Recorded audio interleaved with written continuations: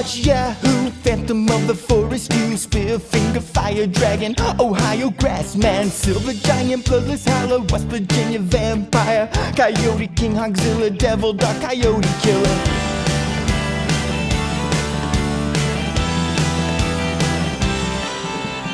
Cave creature, Mothman, Smoke Wolf, Lizard Demon, Ashman, Grafton Monster, Cow-killing Bastard, Shadow Creature, Dustman, Cherokee, Deathcat, Wild Man, Great Fire Rape. What else do I have to say? Steal yourself some chicken wire, and I'll get some lumber. Catch the Thunder Brothers. Don't you dare get out of the golf cart. We can keep our big seats while we hunt the big feet. Snarly Gastro Team, Red Island Bear Beast, Silver Giant, Squalling Savage, Black Wolf was kind of average, Stone Giant, Raven Mocker, Midnight Whistler, Wampus Beast, Wawa Woman, Ohio Grassman again. Technically Huckleberry Wolfman or Wolf County need to find the X again if we hunt the Lightning Man. Webster's Werewolf, Daily Howl, Kentucky Hellhound, Little Girl, Headless Horror, I can't take it anymore. Steal yourself some chicken wire, and I'll get some lumber. Catch the Thunder Brothers. Don't you dare get out of the golf cart. We can keep our big seats while we hunt the big feet. Well, this here's Big Feets, the only Mountain Monsters watch-along podcast. I'm Robert Brockway, and if you leave me alone for any amount of time, I too will play Predator. But I do Predator 2 as Bill Paxton's character, which is to say, I do a lot of coke, and it's really become a problem. And I'm Sean Baby, and I play Predator 2 as Gary Busey. My date let out a disappointed sigh. She shot me a tough look, gave me attitude, a pout, another typically calculated ploy to encourage me to talk and provide her with a thrill. I chuckled to myself. How would this beautiful, polished woman with her white Mercedes and her toy Doberman napping at my feet fare in the Schiller Grill on Munich's Schiller Strauss? At the time, the early 1980s, an underworld meeting spot for information and recruitment of talent. It was, depending on the hour, lined with pimps and prostitutes, ex-legionnaires and soldiers of fortune, cat burglars, bank robbers, or mafia chieftains and their lieutenants. Push your way into that crowded dive after 10 at night, and you're taking your life in your hands. Proper introductions are required. I recall one incident in which one poor sap bodybuilder was asked to leave underworld fashion. He was pistol-whipped to the floor by a man half his size. On their way out, several customers stopped to urinate in farewell on the unconscious man. I suppose they, too, wanted to leave their mark. And I am New York Times bestselling author Jason Pargin. I don't know if you realize this, Sean, but sometimes I will stop here and explain to the listeners that those are not your words, that you're reading from a book called The Secret Man by Frank Dukes. I'm judging that based on, would it be a problem if the listener thought this was something Sean just said? Like, if this is their first episode and they don't understand, like, do I need to make it clear that this was not Sean telling an anecdote from his own life? Not this time. No, that's pretty universal. Yeah, I watch a lot of men get peed on. Not just in real life, but for this podcast. It's a whole thing. It's a Portland thing. We're both from Portland. You wouldn't get it. The highest per capita bodybuilder piss bars of any city in America. We're kind of proud of it. Too many muscles and too much piss. That's what they say about our beautiful town. All right. Well, let's not do this for free. Anybody got plugs? How about you, Jason?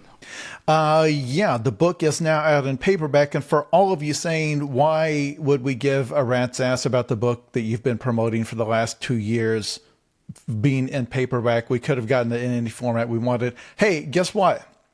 In the paperback, there is a preview chapter of the next John Dies at the End book that comes out next year. Also, it reveals the title of that book, which I'm not going to tell you now. You have to have seen it in the paperback in the preview chapter. It has it on there. Somebody in the comments on YouTube or on social media who has seen the paperback, feel free to reveal it. But other people who want to make up a fake title to lie, go ahead. You do that too.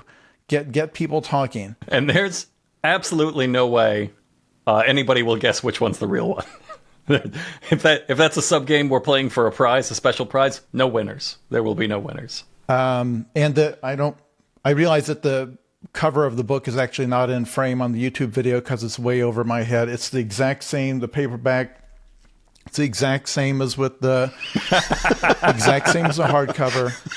It's white. It's got a woman sitting on a box. It's a very funny cover, as you hear from their reaction, the people listening on the. How much did that cost? The cover, I don't know what the artist charges. It's quite a bit because they have a professional that. We own collectively on this podcast every existing copy of The Secret Man. Amazing. There's some poor bookseller that invested in a crate of these when they first came out and is just like watching his Amazon cart avidly. Like, I can't believe it's finally kicking off. They're finally starting to appreciate it. I 100% believe we have listeners who have sought out and bought I think we have sold more copies of Frank Dukes' book than any of the books we have written. Probably, yes. And at like $50 a pop. We do a better job of selling it, to be frank. The fact that you can grab any random, to be frank, that wasn't on purpose, what I just said there. That wasn't a pun. But the fact that you can grab any random page and it's the most amazing thing you've ever seen. Yeah. It's a great book. You can't do that with our books. Sean, what do you want to plug today? Go to our website, 1-900, and if you go to the website, I'll give you a special preview of the second half of the URL. It's a shining beacon of success in a decimated media field. We're not going to give you the Patreon address. All right. Come support us, patreon.com/1900hotdog. That pays for everything since this podcast is free. I, of course, am legally obligated to promote my new book, I Will Kill Your Imaginary Friend, for $200. It comes out January 27th, 2026. That's coming up quick. If you like this podcast, you need to pre-order my book. It's got Bigfoot in it. It's got hillbillies milking each other. Whatever it is you like about this podcast, I don't know. I don't know what that might be. My book has that. It doesn't matter. I'm going to fucking prison if I don't sell enough copies, so you have to buy it. My publisher's attorneys, they're fucking serious. They killed my AI lawyer, and I miss her every day. They're maniacs, and they will make me destroy this entire podcast. I won't have a choice. So please buy my book and save BIGFEETS from me.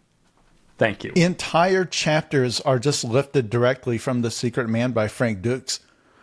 I've just reskinned. I just invested in all of the dust jackets that wrap around the books of The Secret Man. Like, he sells those for way cheaper. So I bought all of them that I could, and I'm just wrapping my book in them. And, yeah, man. It works. Whatever it takes. You don't have to like it. You don't have to read it. Just buy it. Just buy it. We are a Mountain Monsters Watch-Along podcast. The best podcast that I know of about hillbillies not finding Bigfoot at all. We're watching an episode called The Mystery of the Deathcat Barn. And while it was very promising. The show went back to the old format for a bit, where it was just Monster of the Week.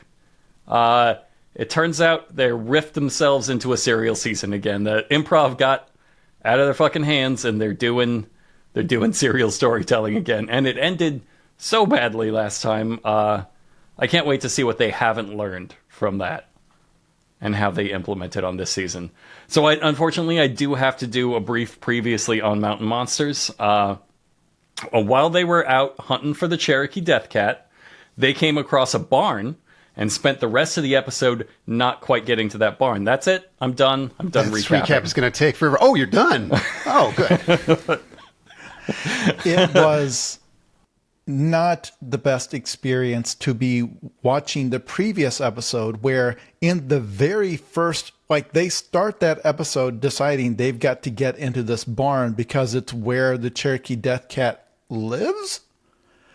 It's his roaring gets barn. milked. The next episode is called The Mystery of the Deathcat Barn. It's like, are we not solving that mystery in this hour of TV? What are you doing instead? I love that the central conflict is how do we get to that barn we're looking at? And it's just getting down the hill is an entire 2 episodes of TV. Just how are we going to get down this one hill? The realism of it.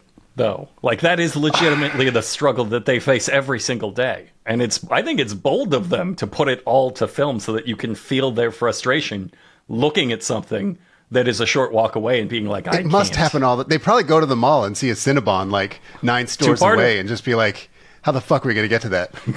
Two-parter with a cliffhanger at the end. Mystery of the Cinnabon. Dead serious. When approaching the barn, they were not attacked by a gang of Big Feet.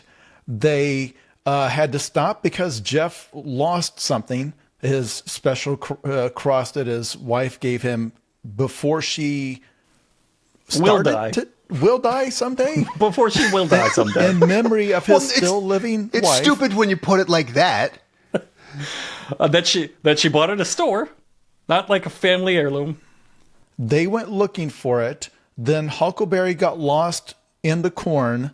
Then the trap team was going to rappel down a cliff, which looked like a very exciting sequence. But Buck called them and said, no, stop doing that immediately. Huckleberry has been lost in some corn.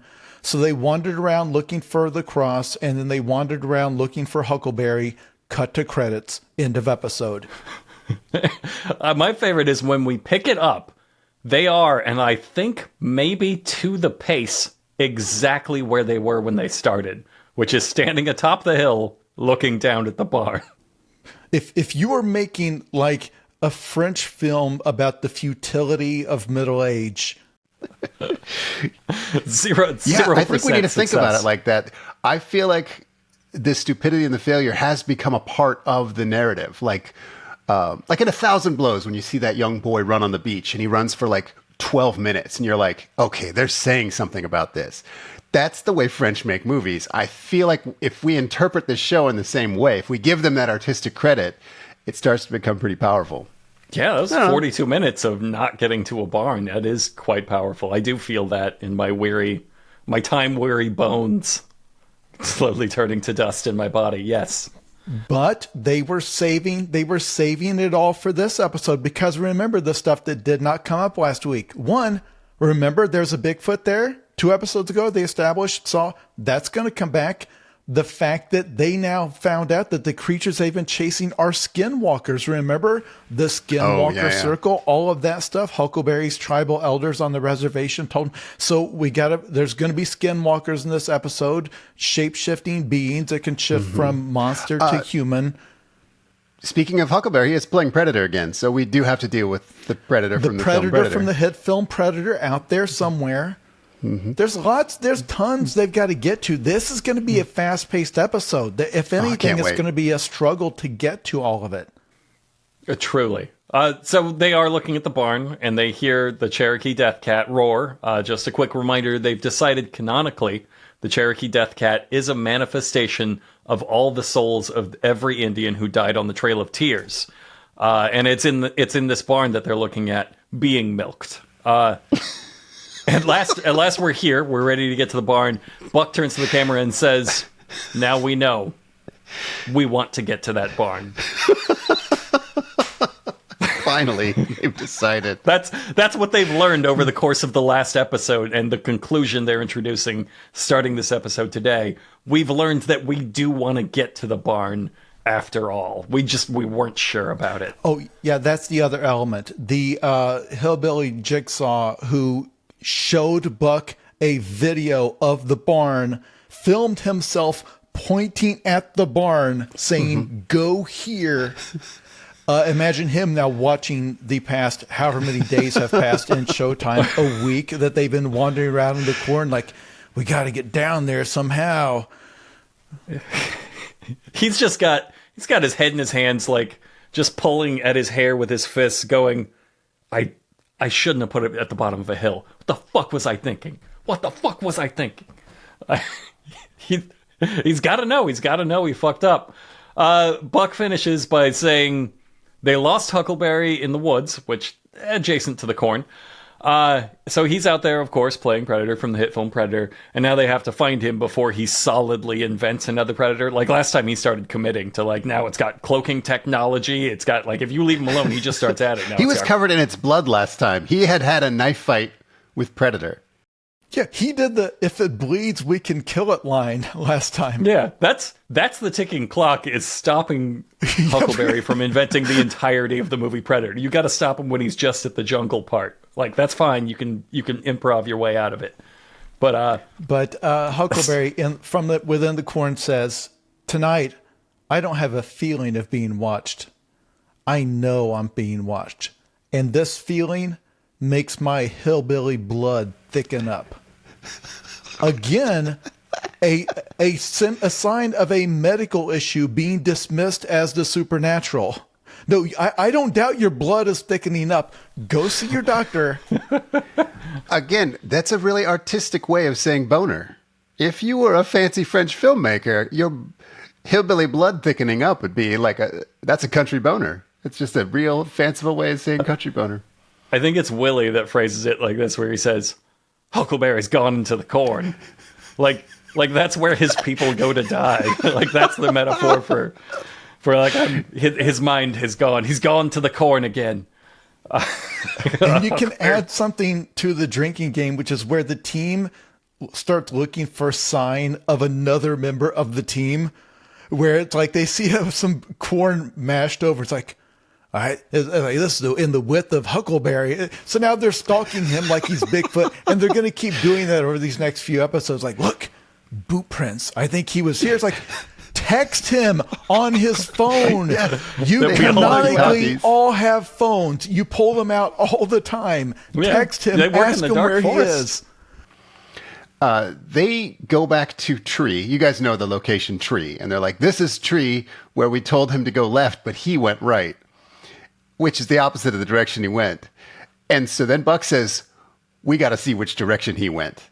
And then they follow his trail. I thought that was pretty good. Like, I don't think it's a real hard storytelling challenge to say, oh, we lost our friend. And they still fucked it up. You say they start following his trail, but what actually happens is Buck sends Willie and Wild Bill out to get their little Forest golf cart because they don't want to walk while following him. So then they all pile in the Forest golf cart, and they decide just to drive around the perimeter of the cornfield shouting his name. I didn't know how to look this up, but I feel like a cornfield would have to be 4 miles wide for you not to be able to hear someone screaming your name on the edge of it. Well, I think Huckleberry might be ignoring them because he's having so much fun playing Predator in that cornfield. He's doing both parts.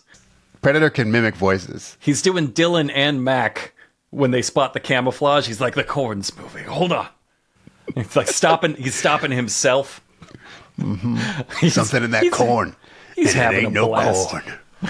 That's from Predator.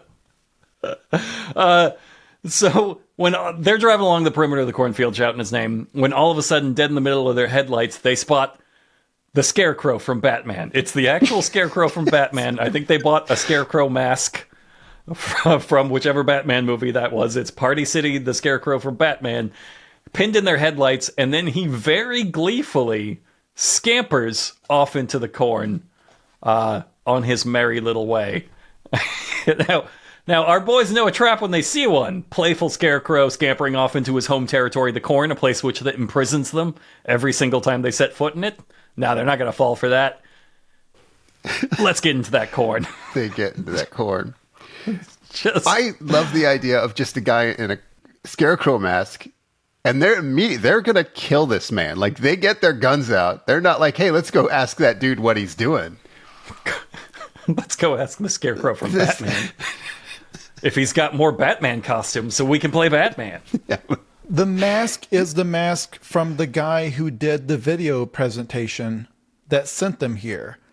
I don't know if the show recycled that mask and doesn't want us to notice that it's the same one, because they did not call that guy a Scarecrow, but it is the Batman Scarecrow mask. Like he had the torches and did the whole thing.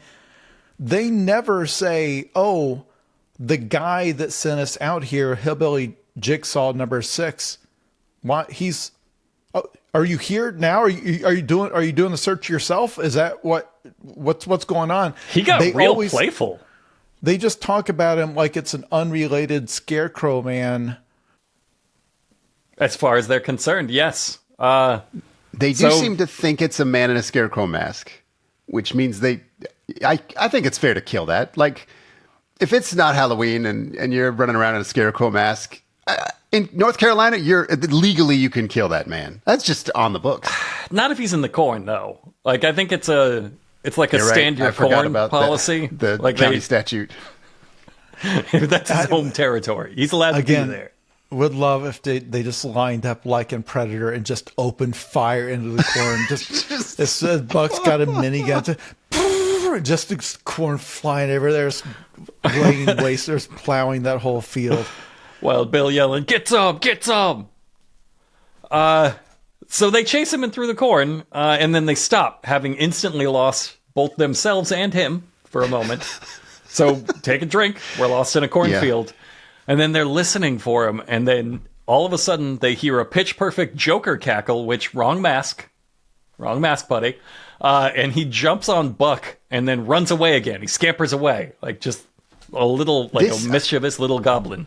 I think is among the Ames team's worst defeats. Not only to get lost in the corn, an unarmed man, like, took one of them out. And their defeat got worse as they described it. By the time they were done explaining the story later, like, he knocked 3 of them over with inhuman strength. Let's be clear, a non-consenting piggyback ride. He didn't bash him with a bar. He didn't hit him with his hands. He just kind of hopped and put most of his weight up on Buck's shoulders, and Buck just went straight down and took out all the rest of the boys in one hit. And then he just scampered off laughing because he knew it was going to take him a while to get up. I wrote down everything they said. Here, let me get through that real quick. Jeff says, "Get him, Buck, get him! Get him, Buck, get him! Get him, Buck, get him!" Willie says, "What the hell? Where the hell? What the hell? Where the hell?" And Wild Bill is saying, get up, grab that corn, Jeffro, shake it, shake that corn, beep, beep." Which, as we all know, means come, he said at the end. I feel like we're letting our listeners down a little bit. Because our job here, the job that we take so seriously, is we watch a piece of media and then we break it down for them in a way that brings out things they may have missed and kind of deepens their appreciation for it. I confess, I don't understand what's going on. Like, what was that guy? What was he trying to do? He wasn't trying to kill Buck. He wasn't trying to abduct him. He wasn't trying to stop them from pursuing him because he asked them. He like intentionally stood in their way and then jumped. Like he was trying to get them to pursue him. Like you said, it's clearly like baiting them into a trap is what it looked like to me. But there was no trap other than, ooh, the tickle monster is going to get you. And he did. He got him. Okay. But if this is Jigsaw, I don't get why this is part of it. So explain it to me if you can. It's about the long game. Like, we're 5 minutes into the episode. You're supposed to have, it's natural. You're supposed to have these questions, but like, as we progress through the episode, let their tale be woven. All right? Let them weave it. They're going to weave it all together. We'll get a satisfying answer who the Scarecrow Man is, what he wanted, what he was doing in that field. It's not like he's just going to disappear and then never come up again. Like, have a little faith in their storytelling abilities. They chase him for, what, like maybe 10 or 15 feet? And then they just give up. I swear to God. Well, what happens is they chase him out. Max. They chase him out of the corn. Like, they run out of the corn. And then they regroup outside of the corn, like 15 paces. And then Willie, in a very disappointed tone, looks back and goes, he's going back into the corn. They're just like, I'm not. This is their two weaknesses, though. He's utilized them both. He can run and also corn.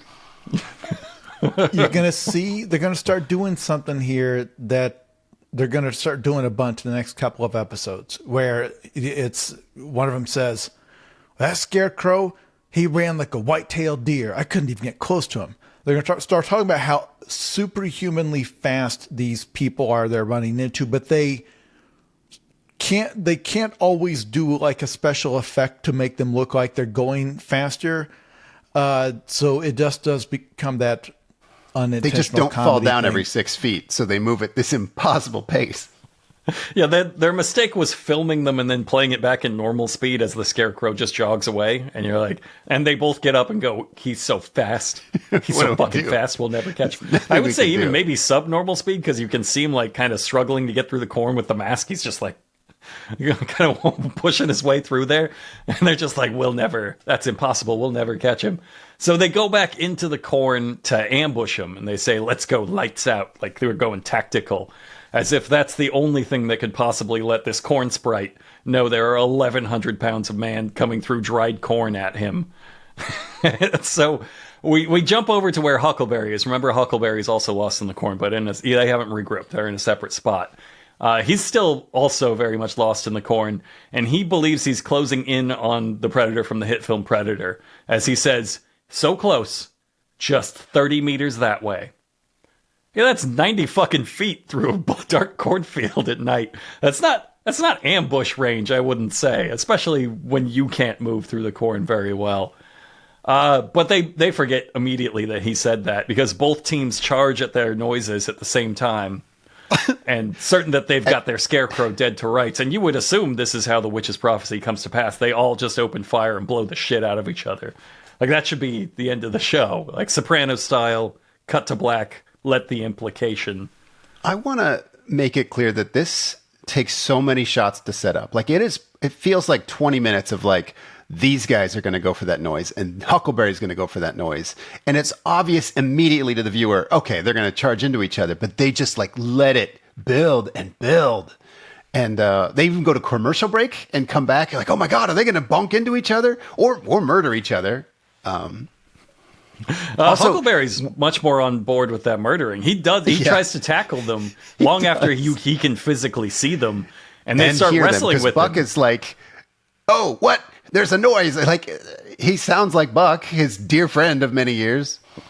Huckleberry takes quite a long time after they start saying, Huckleberry, it's us. He's still just going, ah, ah. Yeah. Like he's gone to the blood rage.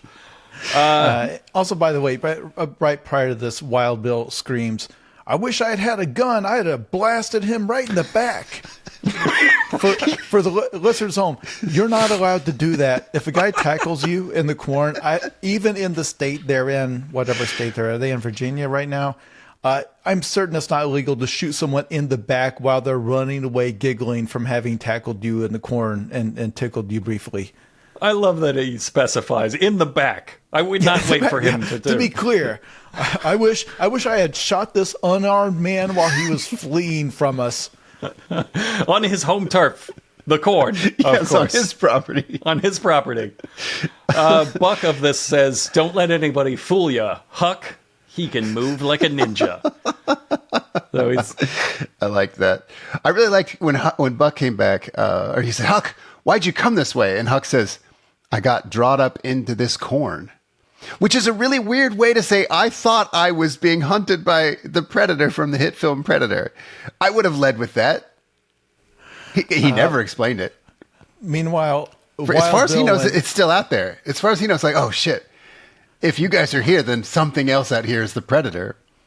Wild Bill, when updating him on the situation, expertly says, we just got our ass handed to us by a big old scarecrow. Done. Update over. Yeah, I get it. Buck looks at him a little annoyed, like, well, I wasn't going to put it like that. So, okay, everyone agrees it's a man in a mask, except Wild Bill he's kind of trying to make it seem like a scarecrow had come to life. Because he says, scarecrows ain't supposed to be alive, right? And he means it. And Huck doesn't know he's kidding. So he says, I was pretty sure of that. And then Buck has to interrupt and say, it's a person. So I don't know. The experts are getting to the bottom of it, is my point. They'll figure this out.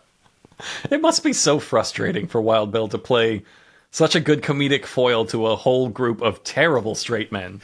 I mean, at least straight in the comedy sense.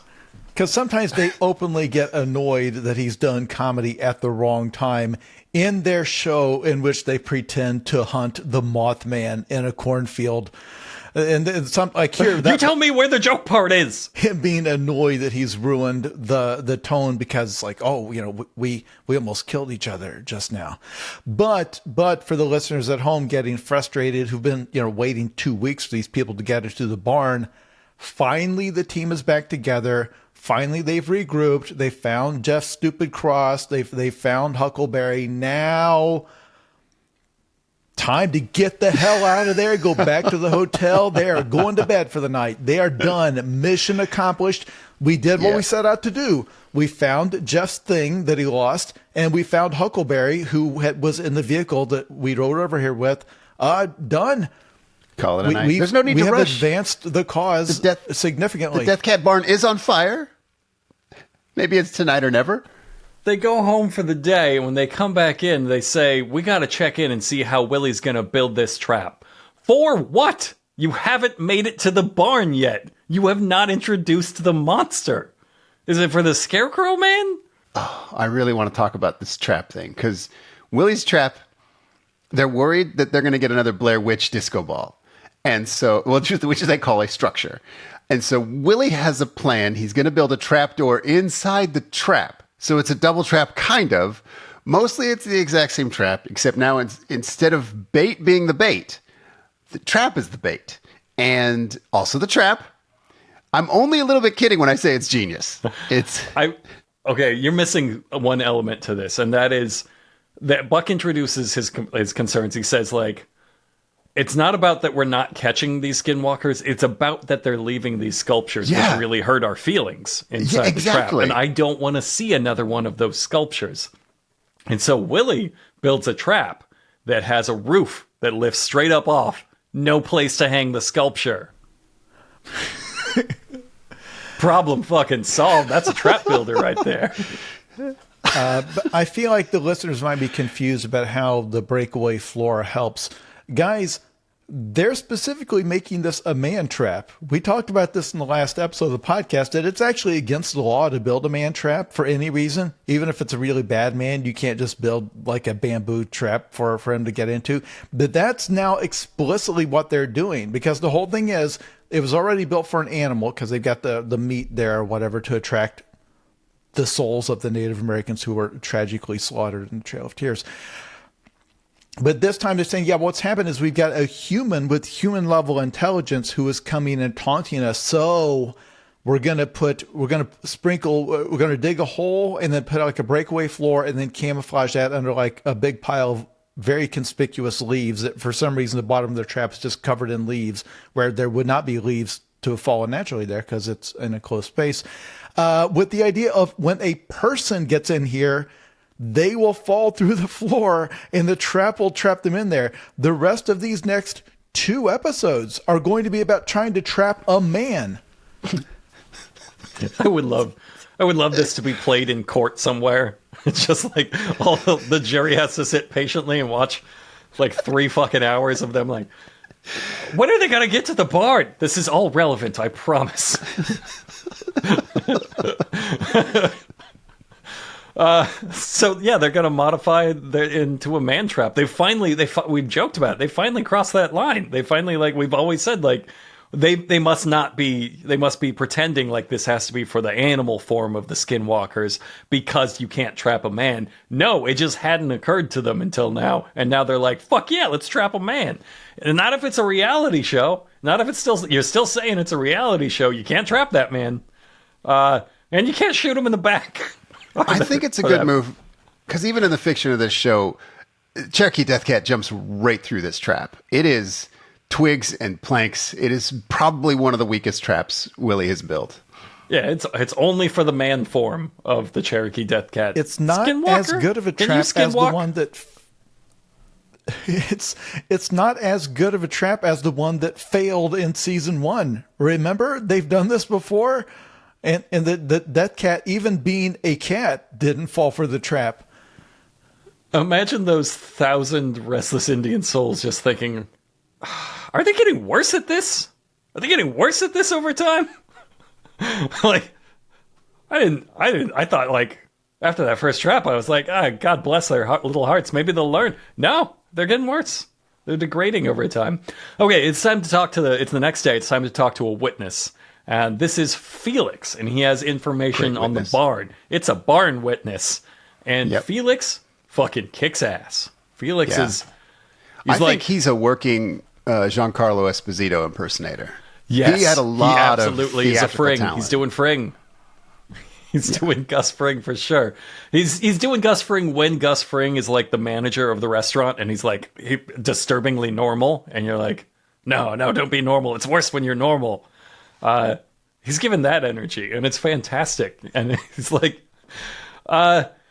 he delivers this way too clear and planned monologue, and it's clear he's a different caliber actor than they usually have. He says he was passing by the barn when he hears a thumping sound. And what you call a barn. Which you call a barn. I call it something else entirely. That's from the show. Or less that. He said that. Says more, but he doesn't tell us what he calls it. Nope. He says so. He couldn't explain this thumping sound, and like, why not? That's one of the most normal sounds to happen in nature. There's a creek nearby. It could be driftwood. It could be the wind. It could be some hillbilly nude beneath his overalls making sweet love to a scarecrow. You don't know. You don't know what goes on in the cornfield. Could be somebody in the barn hammering something because they're nailing something. They're building something in there. Once again, I want to reiterate, they talked to the guy whose property this is on. Like, it's not like a barn he uses often, but it is just on his property. And he was like, yeah, that barn's back there. I can't get to it right now because the flooding has like made it hard to get to. But yeah, that's just an old barn I got. Okay. I wanted to draw attention to this because the lore of this barn is not, well, we don't go out there.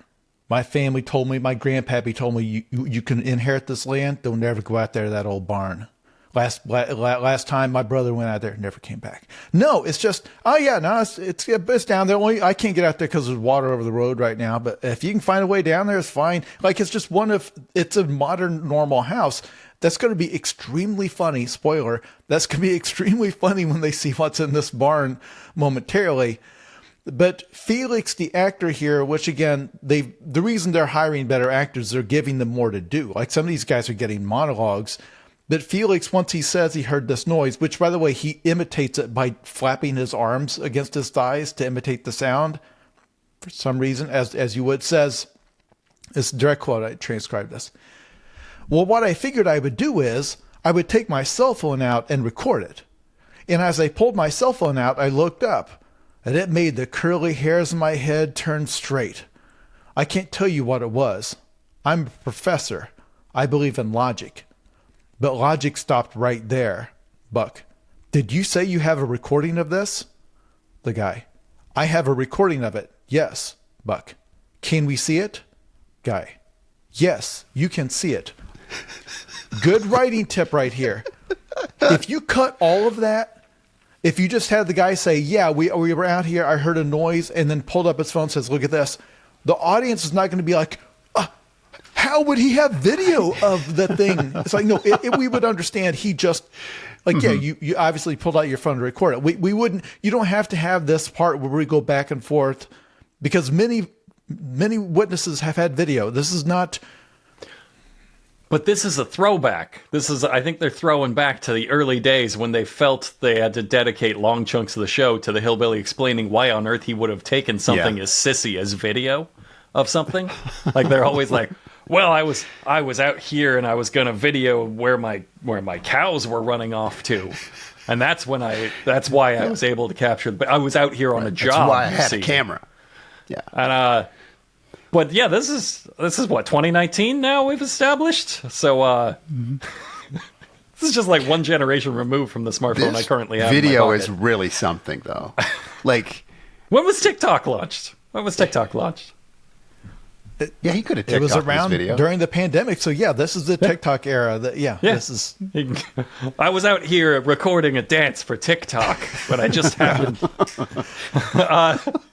So he shows them the recording on his cell phone, right? And he plays this video, and it's what looks like 3 bloody arms coming out of a very small window, each kind of slapping uselessly, blindly at the boards. It's shocking. It's actually an effective horror moment. Like, it doesn't... Here's the thing. It doesn't take a budget they don't have. You just need a couple people with arms. Put some red paint on them. They don't offer any immediate explanation for it. They're not like, oh, that's the barn where arms come from. You know, they don't fuck it up. They're just like, what the fuck is that? I can't believe they did it. They figured out how a scare works. So this podcast is over.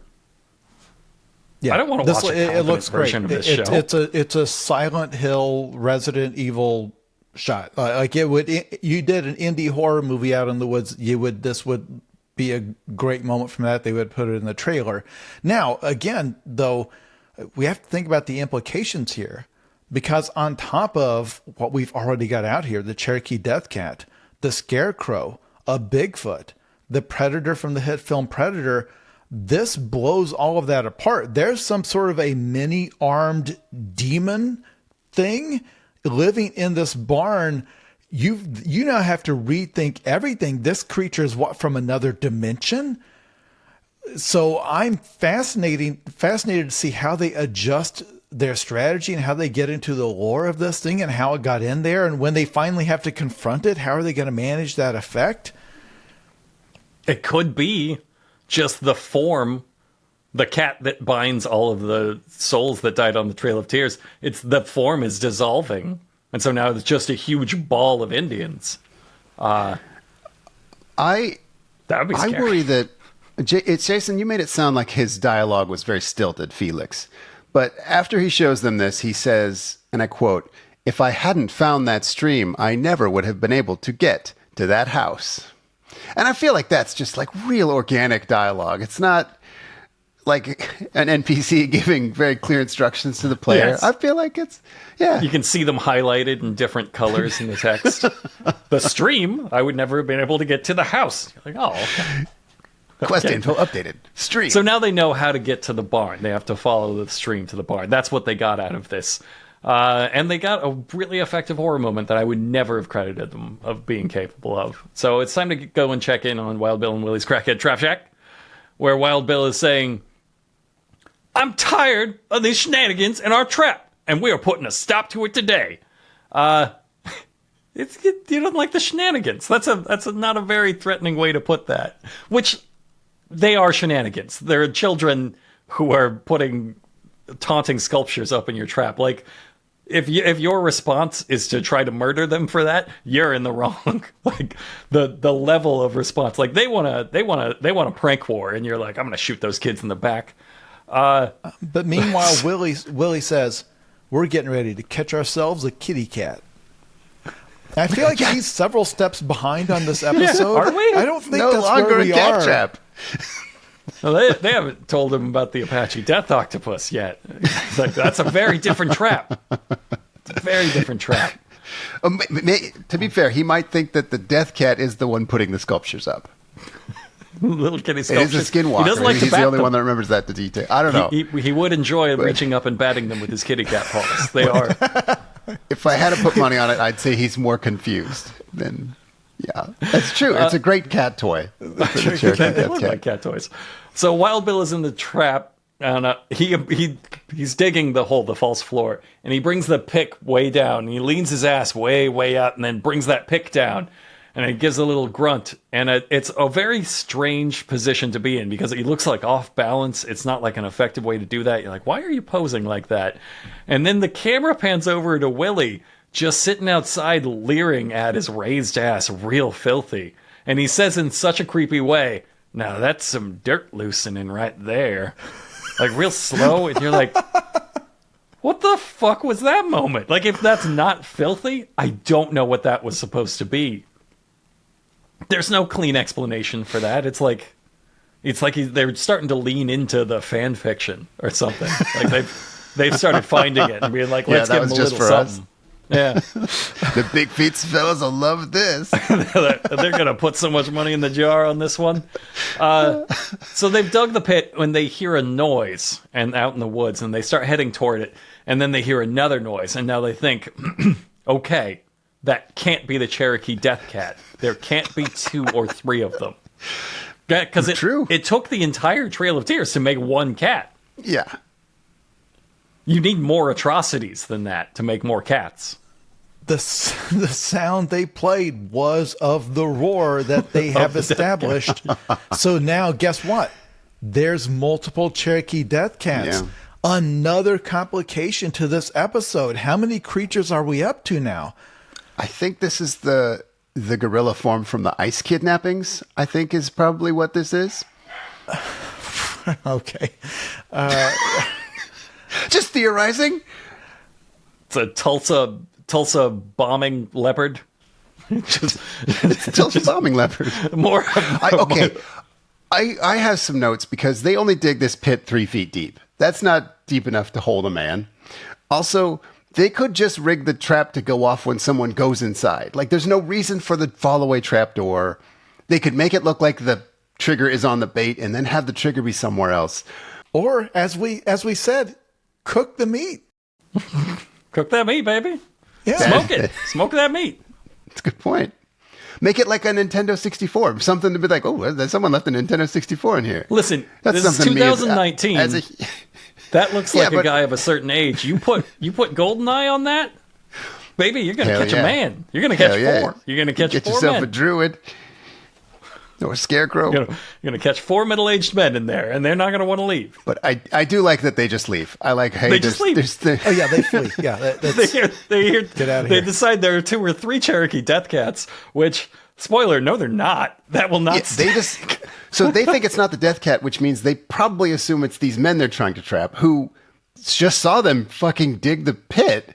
So the jig is up. The trap's not going to work. They saw you make it. Also, they ran away so that they're free to do anything they want to the trap. True. The trap's totally unintended. So we have a lot of trap notes for them. But yeah. Meanwhile, the rest of the team are hiking toward that creek Felix told them about, but it's down a short hill. And Buck gets the idea to, as he puts it, action slide down it, only it doesn't quite work, and he ends up scooting most of the way.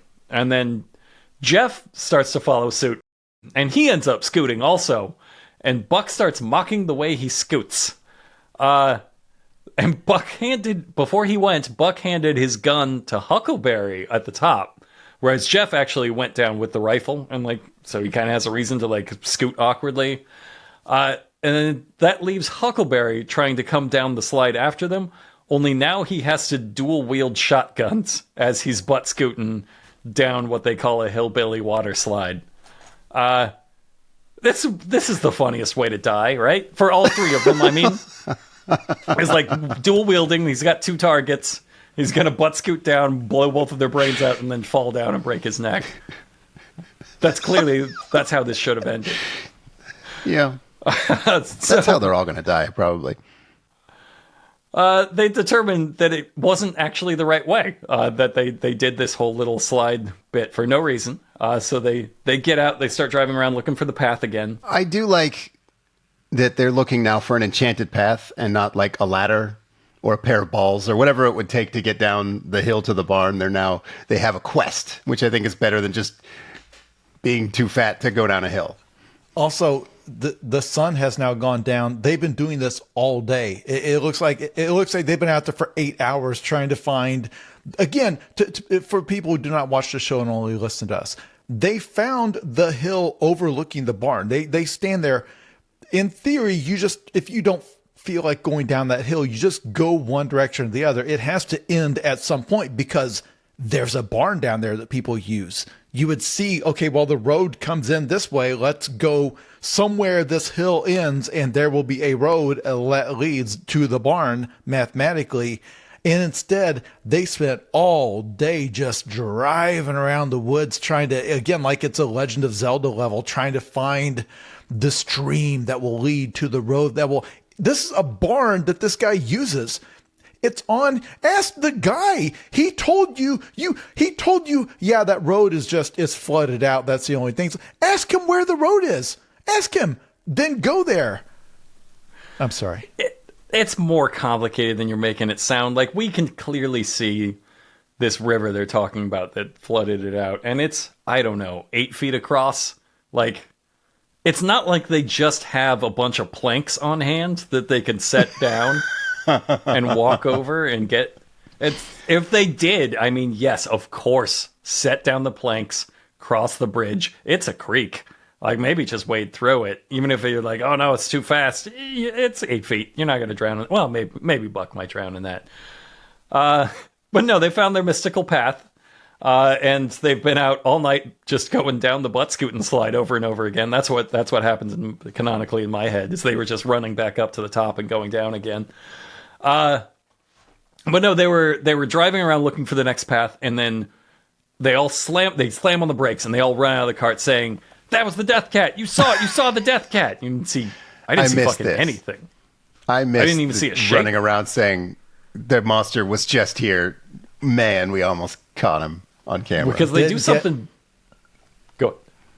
Did not get a single frame of it. No. On camera. Because they do something bold in that they rewind and show the footage again.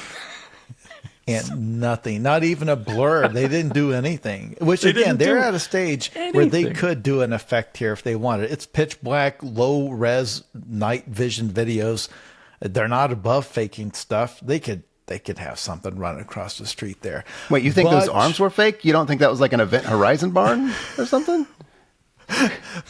But what matters is finally they have seen something. They've got a glimpse of the Deathcat. There's a chance to learn where it goes at night, to follow it. That means the next step, get the hell out of here. Back to the hotel. Fuck out of here. We're skipping past the very noisy, relaxed conversation they had right next to the Deathcat before they decided to go home. I just thought, it's worth mentioning. Buck's reasoning for why they have to get out of here, despite what they've accomplished today, which is not find the correct path and go play on the slide for a little bit. That's all that's happened on this day. His reasoning for why they have to get out of here is that we are not prepared for a hunt. Why? Did you forget? They've got like 12 guns. This was going to be a hunt. What do you need? Why weren't you prepared for the hunt? What did you think was going to happen? It's amazing, but yeah, we have to cut to the next day. They get the fuck out of there. They actually glimpse of it, and they're like, "Nope, gotta go." They're meeting up. Felix says that they meet up with Felix again, but ostensibly angry about his directions. And Felix says, "No, you were heading north when you should have headed south." So they got lost. Yeah, that is in their own show. That's why they wasted an entire day failing to find the path to this barn. Is that they went the wrong way. They just went the wrong way. That's all. No excuse, no reason. They're just like, yeah, I went north when I should have gone south. Opposite directions, not northeast when you should have gone north. You went the total opposite direction. It's worth mentioning this happened off camera, too. They come back and they say, yeah, we met with Felix. You didn't get to see it, but he told us we went the wrong way. So yes, they solved their magical quest where we didn't see it. He said a lot of rude things, so we're just going to cut that part. Could not afford a second day with the actor that plays Felix. I love it. He's out there doing the local stage play of Breaking Bad. So we got to do the inspect the trap section. They come up on Willie's trap, and Huckleberry says, "My God, it looks like something that ought to be in Jurassic Pork." Might be his accent, might be talking about the porn parody. He said Jurassic Pork. I had Jurassic Pork in my notes. Jurassic Pork. They're doing a little banter section, and Jeff says, like, "Oh, look, it's got a sunroof," referring to the raised roof part. And Willie says, "It's even got an indoor pool." And he's talking about the little pit that he dug. And then Wild Bill jumps in there and says, "Yeah, all we got to do is add water and some bubble baths." And that doesn't escalate the joke in a very good direction. So it just fucking everybody freezes. And we show everybody just the moment all of the improv falls apart. And they're just like, I don't know what to make. I don't know what to do with that. And there's this long, terrible moment. And then Huckleberry tries to say it by saying, "Well, when Wild Bill's in there, he's the one making the bubbles." And you're like, fuck. Oh, fuck. Thank God. Take the graceful exit. Get out of there. And then Wild Bill says, yeah, I'm good with that. I'm good with that. I accept your fart joke. Because again, I'm good with that. a pool does not have bubbles. It's Yeah, about he's the having an off worst- day. It's about the worst job you can do, starting from, oh, this has got an indoor pool, not a jacuzzi, not a bathtub. Like, yeah, all we need is some bubble bath. You know, he said pool.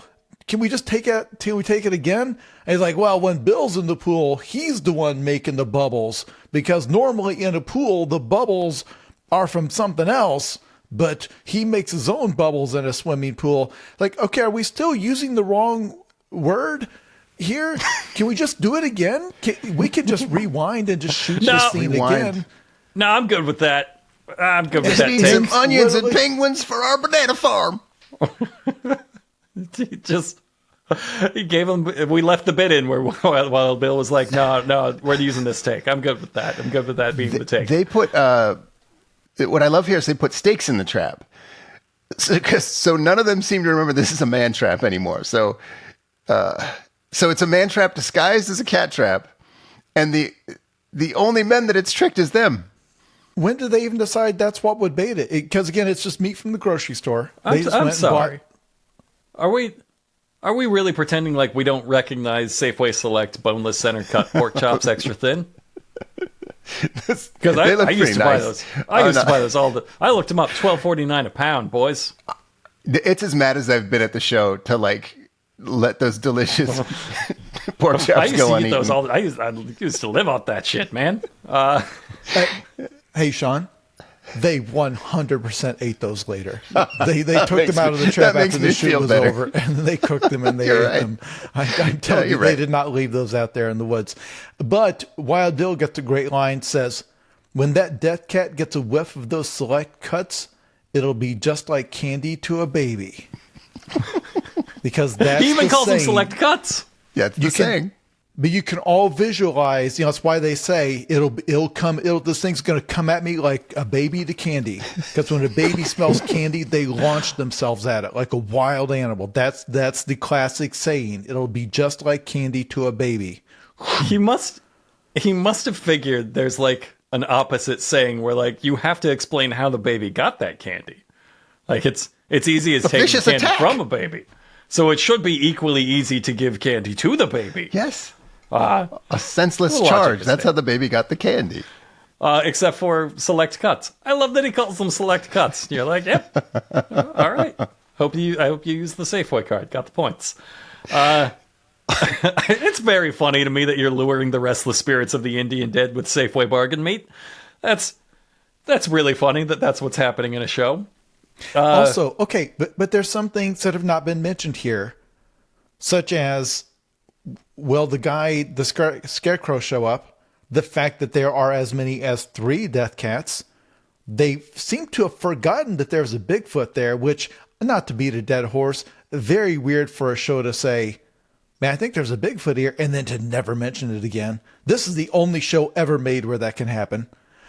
Who else am I missing? There's more. The Predator. Like, I feel like they're leaving a lot of possibilities with this trap they've made. I feel like it doesn't accommodate for everything. Oh, I'm sorry. The mini armed demon from another dimension that they now know fuck. lives in a barn Yeah. a very short distance away. So there's multiple things that I feel like this trap doesn't account for in terms of possibilities of the way this could play out. All right. Answer me this then, Hotshot. Which one of those things you just mentioned wouldn't love some Safeway Select boneless thin cut pork chops? Across the board. Every Yep. one of them. You'll get all of them in that trap at the same time, just crowded in there. Chowing down on it's Safeway also- Selects. The problem with having more than one enemy is that if a second person is involved with this trap, they would just let the other one out really easily with gentle human strength. Just pop the door open for them. Also, they've established by far the biggest thing they found out. The entire Waya Woman sequence was about finding out that these are skinwalkers. Anything that's an animal can shift back into human form with human level intelligence. That, in theory, that would actually change your calculus in terms of how you would trap such a thing and how you would hold such a thing, because I don't feel like this trap would hold a human with human level intelligence. It seems like it'd be very easy to just push the door open again. There's a lot of duck-sized holes in the trap, too. So you could just turn into a duck, pop right out of that trap. All right, so we gotta go get to the night hunt. Everything's I guess settled. We're ready. All the preparations have been made. Yep, The final we're ready. night hunt. We are, we've done all that needs to be done. Time for the grand finale. We haven't even really landed on what we're after or why. They never found the path to the barn, You guys. can't even get to the barn. That's where the monster is. You're wrong. They not only know how to get to the barn now, they know a second way to get to the barn because they're going to rappel down. They're going to send Wild Bill and Willie to rappel to the barn. That is the thing they were going to do in the last episode before Buck called them and said, no, we need you to come help us find Huckleberry because we can't just call him on his iPhone 14 for some reason. So it's time for the plan, and the plan, of course, we have to build the distraction into the pincer movement every single time. So the plan now is that we're going to split up. Willie and Wild Bill are going to rappel down the cliff like they were going to do the first place, and Buck, Jeff, and Huckleberry will once again take the stream that they didn't find. They didn't find the right stream, but they're gonna find it and take that. However, they're also going to go get distracted and check out the barn before pushing the cat to the trap, if that's what they're doing. I love that we're building distractions into the plan. That's wonderful. That's not what they're doing. You understand, they have established that the Cherokee Deathcat lives and gets milked in this barn. That's where it retires to. So in order to trap it, they need to flush it out of that building into their much worse building that's a long way away, because you can't just encircle it around the building you already know it's in. The whole difficulty of this hunt is they've got to get it out of that building and into their smaller and much more rickety building. There's a moment here where they're going towards the barn and they kind of get in a canyon and they're like, this is a good spot for an ambush. And then it happens. Like a bunch of native whooping sounds happen above them on the ridge. And their plan is to just kind of keep slowly moving the same direction. And then Buck says, man, that was close. So there's like another enemy out here. There's like human men doing like Native American calls, hunting them. You missed something so important in your description there. So when they're following the stream and they have the canyon up above them, and they figure out, no sooner does he say this is a good spot for an ambush, then they're like immediately like, oh shit, let's ambush him. But then they ask Jeff, do you have this on thermal? And we cut to Jeff's thermal camera, which has fully graduated to full predator vision effects. It was not always. It was like normal thermal camera. Now we've got the color mapping. We've got full predator vision. Huckleberry's petition must have worked. Huckleberry's been asking took that for that from the predator. That's probably the predator's mask that Huckleberry ripped off of him after he killed him. I love that we get like full you can almost hear the sound effect of the little snap as it snaps to like predator vision. It's wonderful. But yeah, they move 20 feet down the creek and they're like, whew, we're safe now, but we better get a move on. Yeah, there's a couple things to note here. One, there's no reason why whoever was ambushing them couldn't just move at the same speed they just did. It just can pursue them. But also, when they got ambushed, they dubbed in. Sean, you said it sounded like there's Native American whooping sounds. To me, it sounded like monkeys. They dubbed in. It's like they didn't know which of the monsters was about to ambush them, because it's got to be multiple things. And I thought, well, maybe it was like foreshadowing because they're about to do some coyote stuff, but it does not sound like that to me at all. No.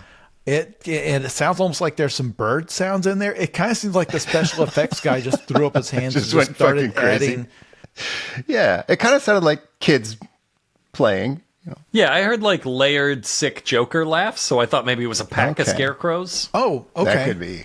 Maybe Yeah. that's what it was. Maybe there were multiple scarecrows. Scarecrow But they gang. hunt in the corn. No, it couldn't have been scarecrows. Maybe there's corn up there. You don't know.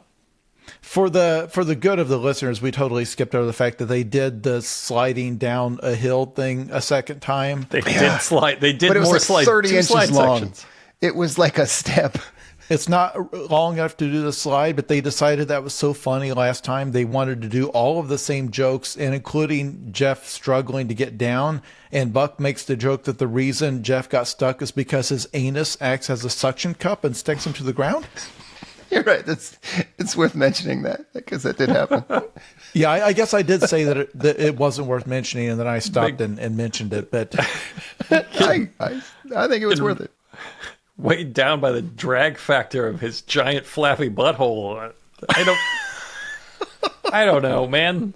Just moist with pee. It's very suctiony. I feel like we could have skipped that. But yeah, you're right. That's on the Probably. record. That's on the record now. I guess we can't skip this part either. They come across a barbed wire fence, and they take turns holding it open for each other. Buck makes it through, but Jeff, as he's crossing, slips, and then falls to the ground and starts groaning. And my audio was like a little messed up Yeah, here. Does I anybody didn't catch what he said. anybody have what he says? Jason? I had an appointment. I had to leave during this. I had to go to the doctor. So I didn't. When I came back, that they were just wrapping this up. But it. That's too bad. That's too bad that we missed that line. I felt like it might have been important.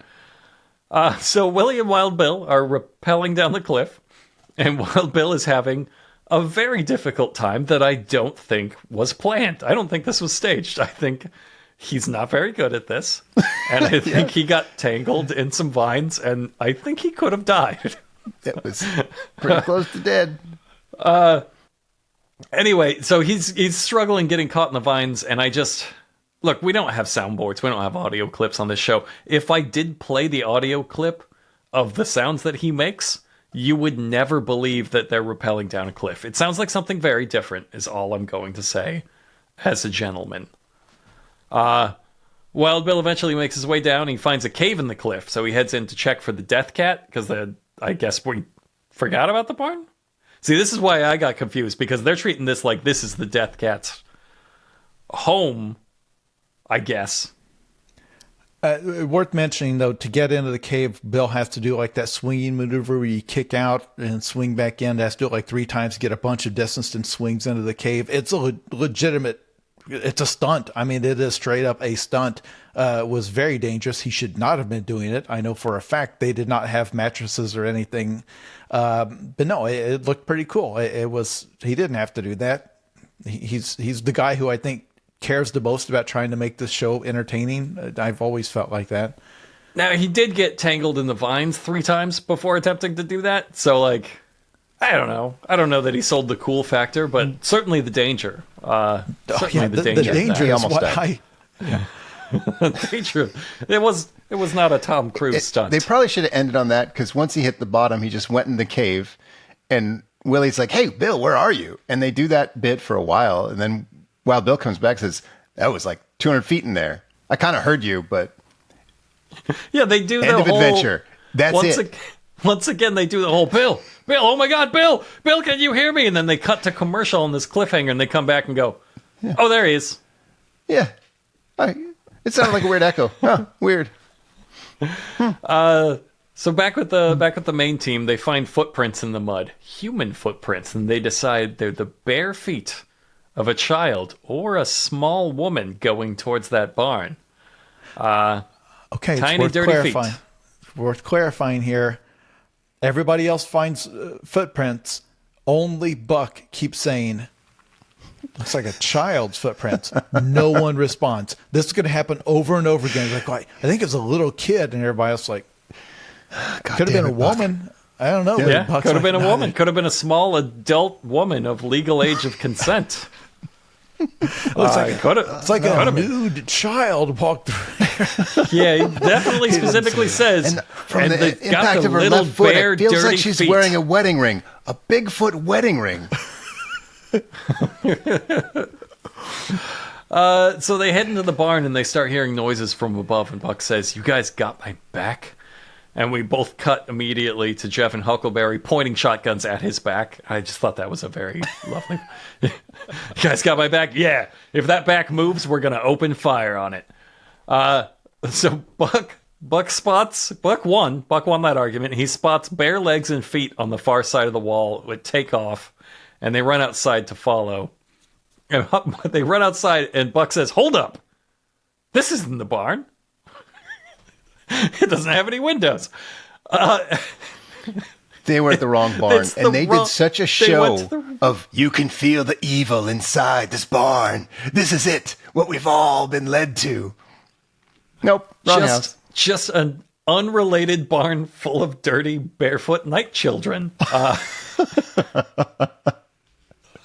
How is it not the barn? How did you put the scary child outside? And then you're like, wait, this isn't the right barn.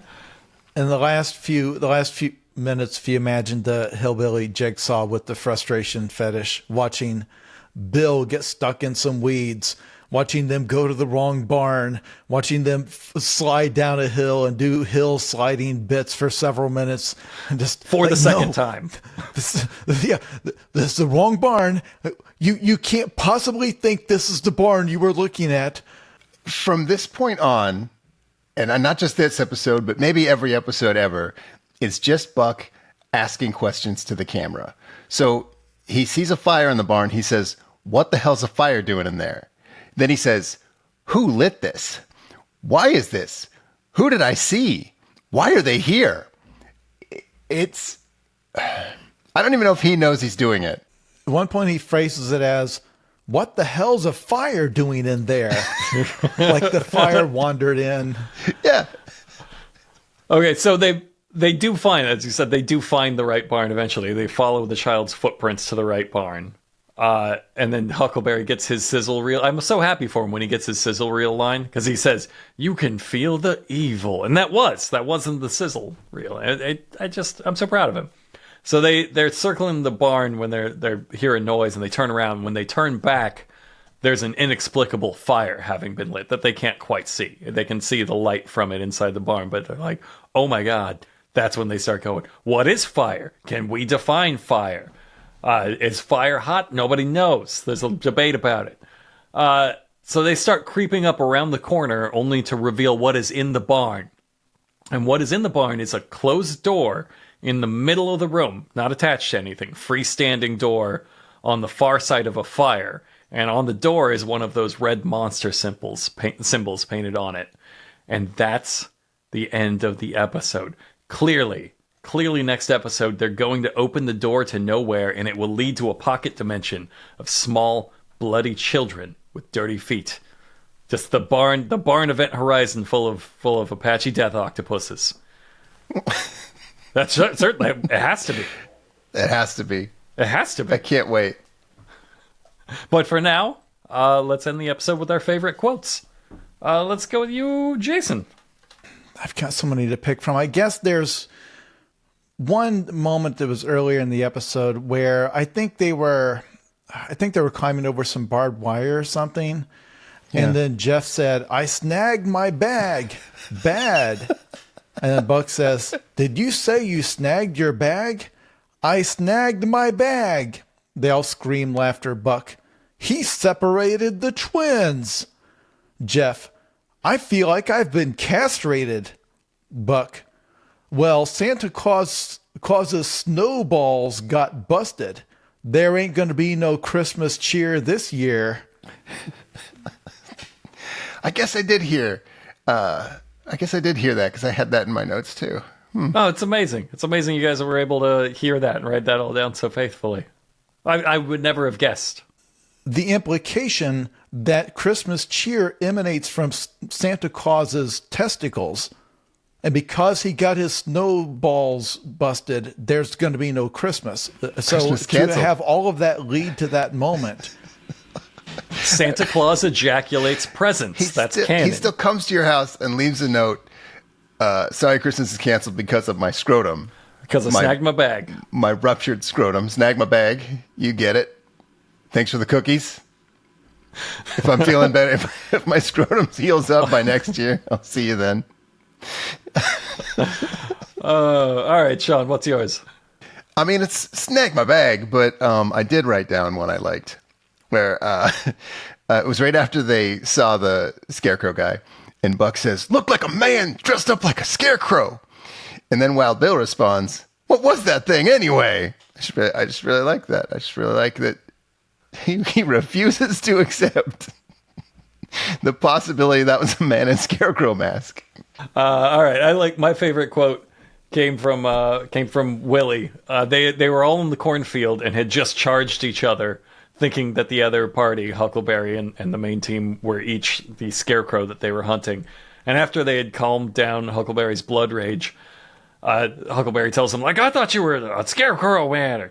And Willie says, "Well, that's who we thought the hell you was." I just love that. That's who we thought the hell you was. Beautiful. It's poetry.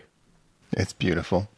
If you want a bonus quote, right after this has all happened, they're gathering outside the cornfield. Again, the event they're talking about is Buck having been tackled by a scarecrow man, says, "This happened for a reason."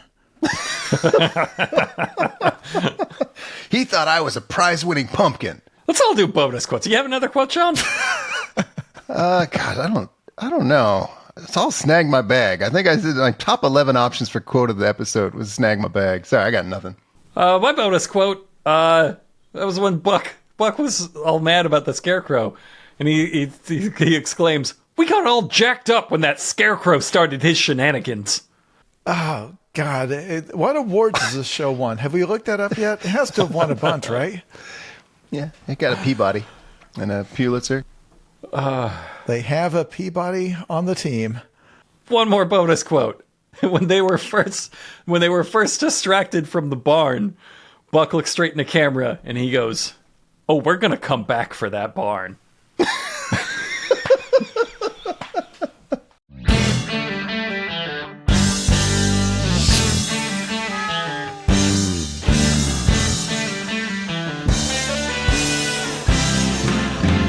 Because you have to be a Bigfoot teacher, you have to open up your mouth. You have to be a Bigfoot teacher. All your friends are so knocked out. You have to have the last word last night. You know what everything's about. You have to have the white hot spotlight. You have to be a Bigfoot last night. Whoa, whoa.